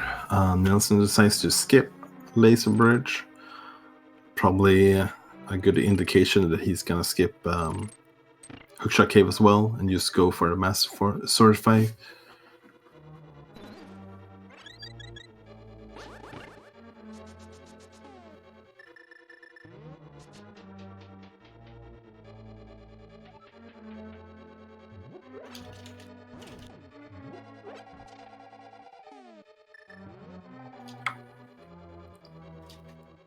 So normally, if you don't have Tempered or Gold Sword, the preferred way of taking care of Trinex is the hammer. Looks like that's what Nilsson is going for. Not sure if all of those registered. I think only 2 of them did. Yeah, so he's gonna need one more hit here now. Oof, missing one of the ice rod shots though. Yeah, and he doesn't have the half magic, so he's gonna have to be a little bit careful. He has a potion, but he probably wants to save that for Ganon if possible. Yeah, it looks like they'll be having to use it though. Yeah. Yeah.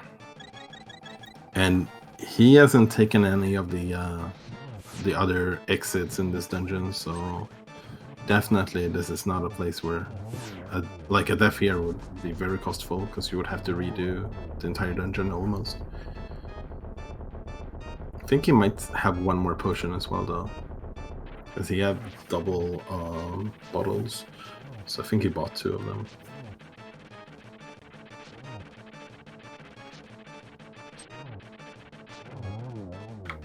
There we go. Trinex is down, and he is just gonna have to go for Ganon right after this.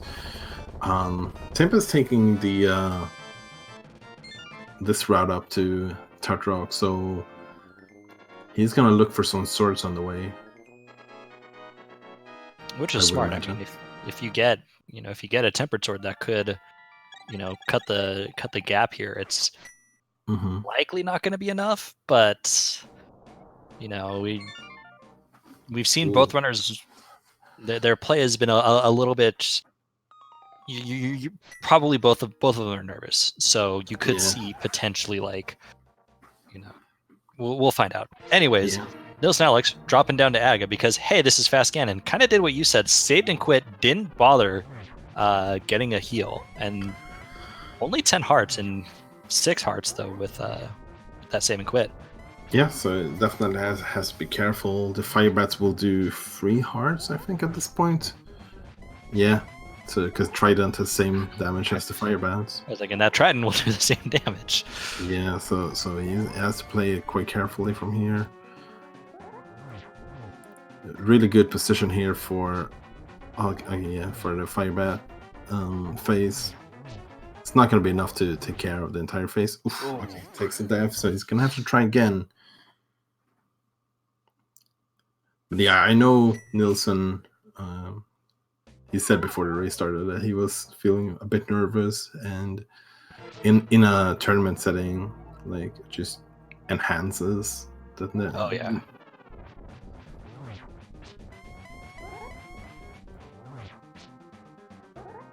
But that's all.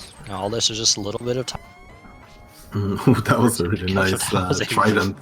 That was a really, really good hook shot to avoid that Trident. And like you said, that was very impressive. Okay, so you should be in the second phase now. Has to be. Oh, okay. It wasn't enough. Walter, please. I thought. NilssonAlex was listening to you right there. Yeah, he And thought. you just let him down. I am appalled. So, no, I'm just kidding. He thought he was gonna find bacon. He was wrong. What he found was death.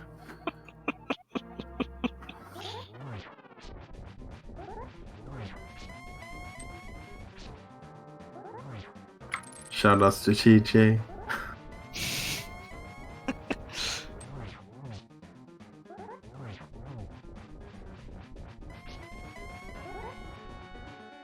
Okay, so he's playing a bit more careful here now. That's good. Like, sometimes you just want to get things over with, so you like try and get those double spins a little bit too much and starts tanking damage, but with this amount of health you can't really afford to do that, so I like how he's like playing a bit more carefully now. But this is the scenario. That was a nice hook to get a spin in, and that's when dodging with the sword out, that's very risky. Oof. Another death. This is I mean, this is, if this continues, then this is buying Tim precious time that he needs right now. And Tim's fight is gonna be a bit easier than Nilsson's. Not easy, but not as hard, because he has the half magic and he has a little bit more health. So in that second phase with the fire bats, you can use like cape through a lot of it. Yeah, and at this point, if you're NilssonAlex, like you've got to be almost in a panic because you've died 3 or 4 times already to Ganon. You got to be thinking your opponent is either in the fight or about to done at this point at any moment. So yeah, really... Nilsson could have like gone for potions and like refill of his health and stuff like that, but I can see why he doesn't, because yeah, just as you're saying, you're probably feeling like super behind and you're like, I gotta get this now. That's another death. Yeah, that's another death, and now no magic. So this might be an opportunity that you're like, okay, maybe it's potion time. Mirrors at the top of the pyramid. It doesn't matter too much because saves and quits. Yeah, that's maybe you forgot about the what's it called, the flute. Oh no, he's going for the half magic. Okay. Oh, okay. That's interesting.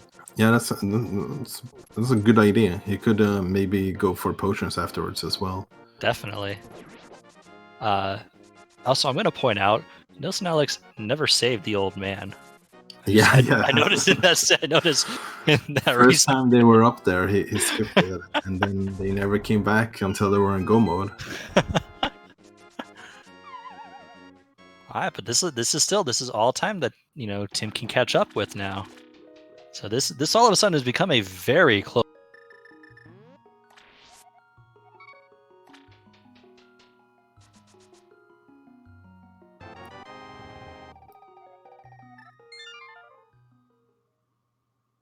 Also, looking at Tim's key count, Tim checked the vanilla big key chest, so they used that key.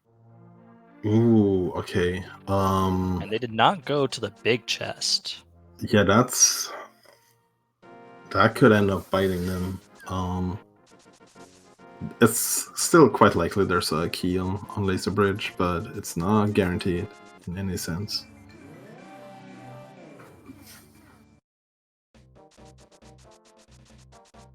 Okay, so this time around, Nilsson is gonna be able to keep through potentially a large part, or maybe even everything of the second phase, which is like the most dangerous part of the Master Sword fight.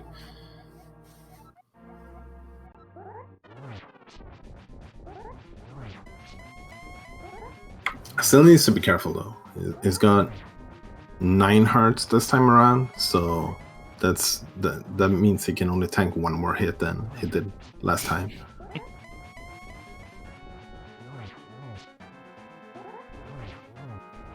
Oh, there's a sword on Laser Bridge. Wow. Oh, okay, that's pretty big.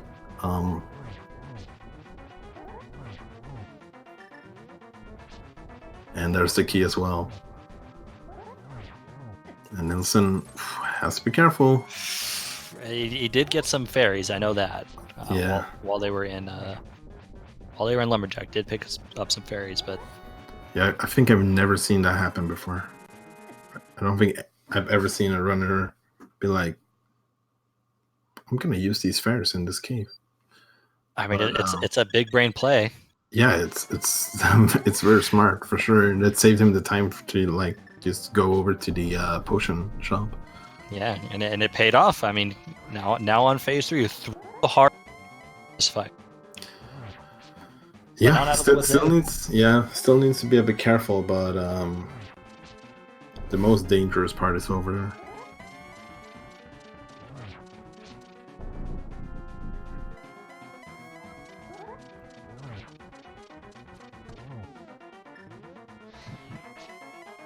Gets the torch glitch. Nicely done there.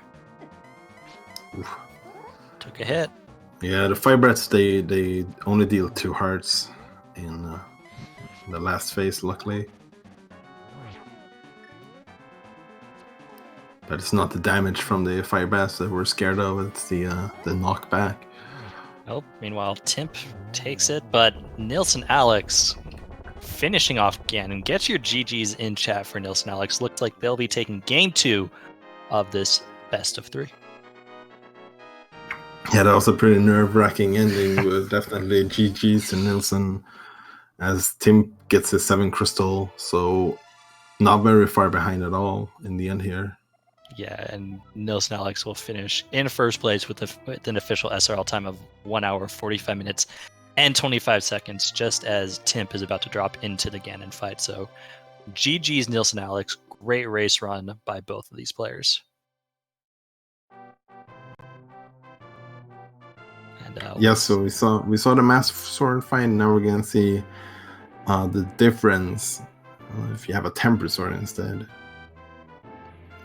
So that's 2 phase or two cycle in the first phase here. So he's already into the second phase here. He can use the big difference is he can use slash instead of doing the spins. It's gonna need the same number of hits that Nilsson needed, but slashing just makes it so much easier. And we'll see about getting NilssonAlex in here momentarily.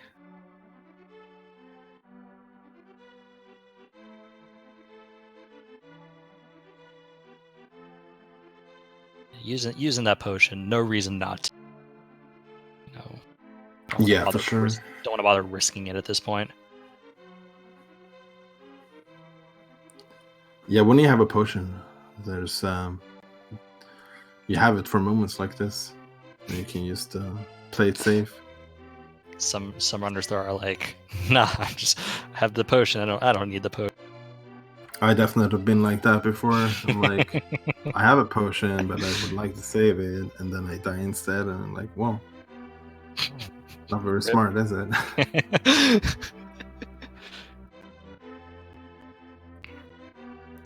But yeah, you're seeing Tim's fight going a lot smoother. I say that, and he gets hit. So why do I say these things? He's doing his best Nilsson impression of being like, I can tank it. But Ganon dead for Timp as well, so get your GGs in. We're gonna get a game 3 between these two. We're gonna get an interview from them shortly.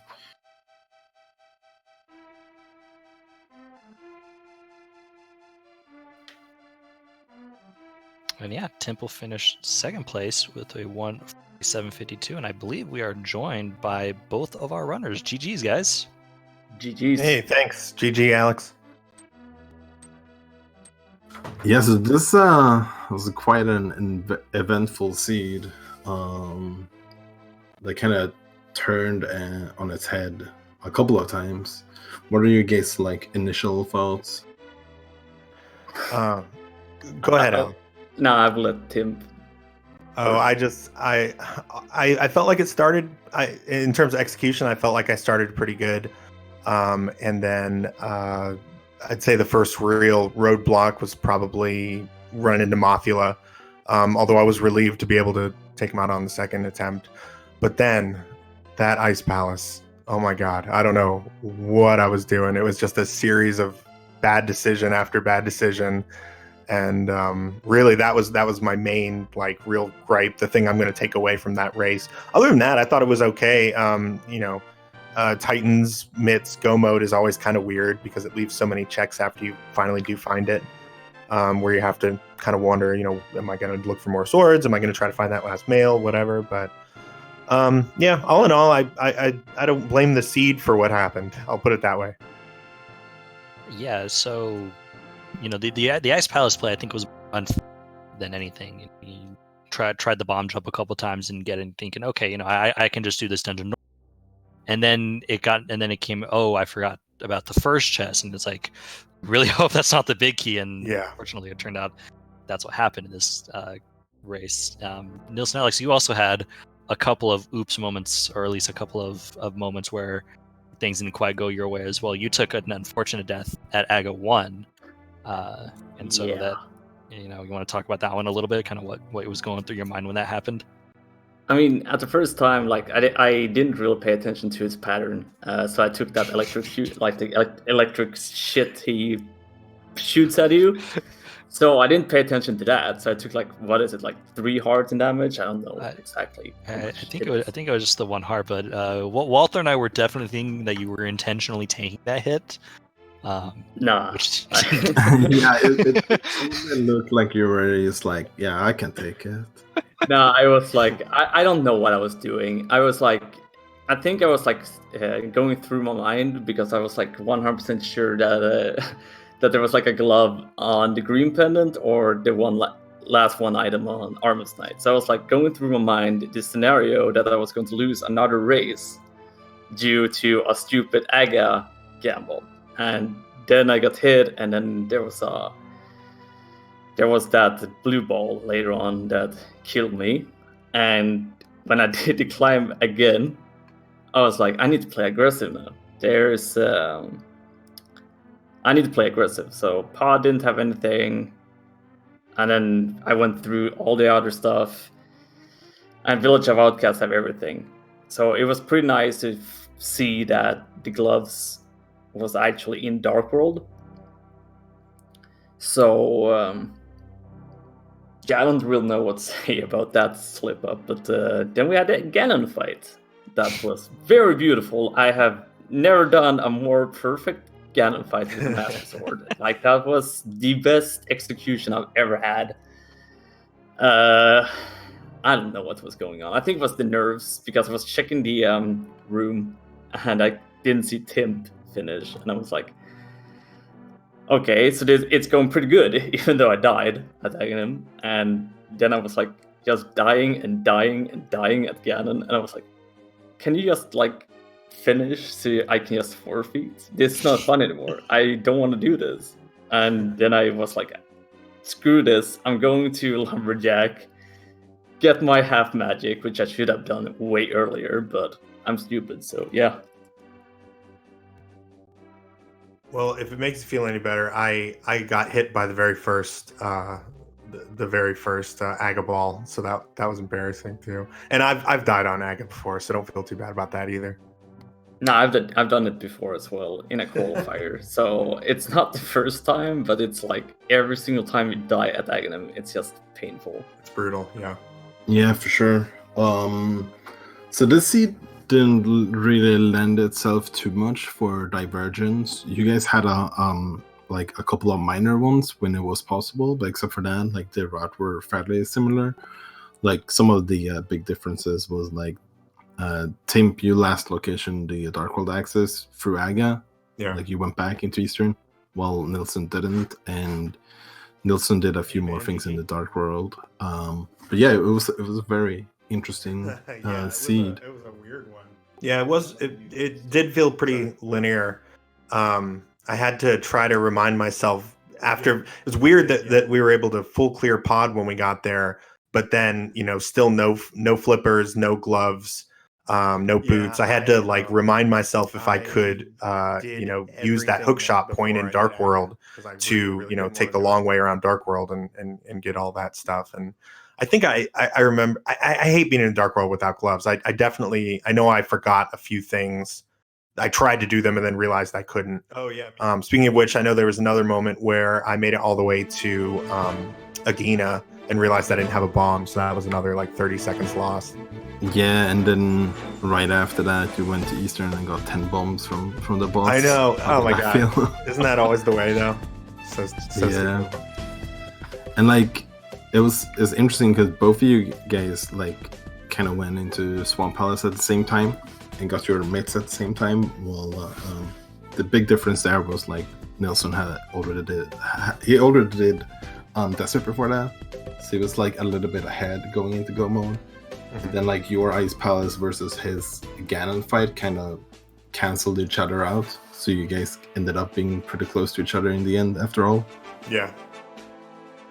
Yeah, I mean, it's just like you said, the seed didn't really open up for like me going a different way and Tim going a different way. It was pretty linear in one way. So it was. I mean, I like linear seed, but it gets pretty boring when everything you have like I don't know. It was like 2 major items in Skull Woods, and I don't know how many was in Thieves Town, but either way, it was like when you're behind at Aghanim, you feel like I need something to Need an edge. Yeah, I need an edge, and this seed didn't really give an edge. Yeah. So it was like, I think it was like Tim told me earlier, it probably was that Ice Palace play that switched it over to me, I think. But yeah. Yeah. Oh, here's I think this is a good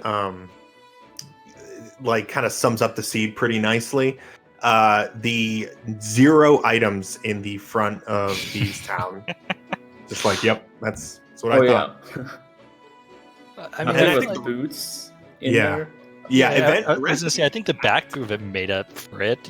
Boots, silvers, and bombos. absolutely did. Yeah. It's also nice to get all the medallions early because you don't have to worry about, especially when Turtle Rock and Mire are both crystals, which they were. So that was one nice thing. But yeah, it was sort of a kind of a mean seed in some ways, I guess. But again, I don't really blame the seed for that one. I definitely dropped the ball in a couple places. So if we look forward for the future, have you guys talked about any dates for Game 3? And also, Tim, have you given any thought of what the options for that game mode is going to be? Yeah, we were talking about that a little bit before you pulled us in for the interview. Probably Saturday, looking like for Game 3. Or probably around the same time. We'll look at our schedules and confirm that, but that's kind of what we're thinking. And for my change, I might switch us back to just defeat Ganon, get GT back in the mix, but I haven't fully decided yet. Interesting. But yeah, I was gonna say. I mean, it's definitely interesting, and it's gonna be a really good race. You guys are 2 very evenly matched runners. Yeah. And for those of you in chat, if you haven't given these 2 a follow, definitely give them a follow. They have earned it with this race today. I mean, I don't think, at least I earned it, because that Ganon fight was not that was not good. It was not good like Master that. Sword and Ganon is really tough, and especially like you only had 6 hearts as well on it, so like it's a pretty much 2-hit KO Ganon with Master true. Sword, so that's not easy for anyone. Yeah. You don't have to follow me on Twitch, but I will take a quick opportunity to shout out the Go Mode Podcast Twitch, which has also been doing some Challenge Cup restreams. Go follow that instead and support those guys. All right, fair enough. Any final thought before we sign off? GG again to Alex. I would agree with y'all's last comment. I think we're pretty evenly matched in terms of execution and routing and all that. And looking forward to Game 3. Yeah, I'm saying like Tim, GG's Tim, putting up another amazing race, and GG's you guys. Well, thanks you guys for tracking, restreaming, and doing the commentary. I'm going to look back to the VOD and enjoy my failures. So thank you guys. Hey, you won. It's not a failure. True. But yeah, shout outs to the crew. Thank you guys so much. I'm looking forward to going back and watching and listening. And yeah, thanks for all you do.